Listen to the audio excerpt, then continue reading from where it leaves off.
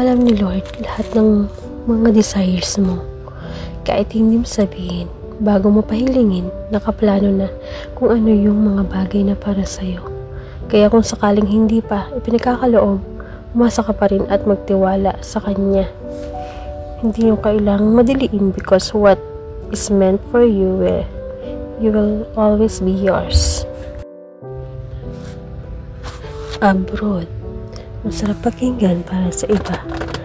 Sabi nila kapag nasa abroad ka, masaya at maginhawa.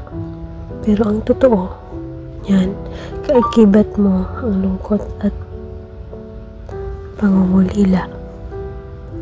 May mga panahon na gugustuhin mo na lang sumuko, pero nangingibabaw ang tanong na, bakit nga ba ako nandito?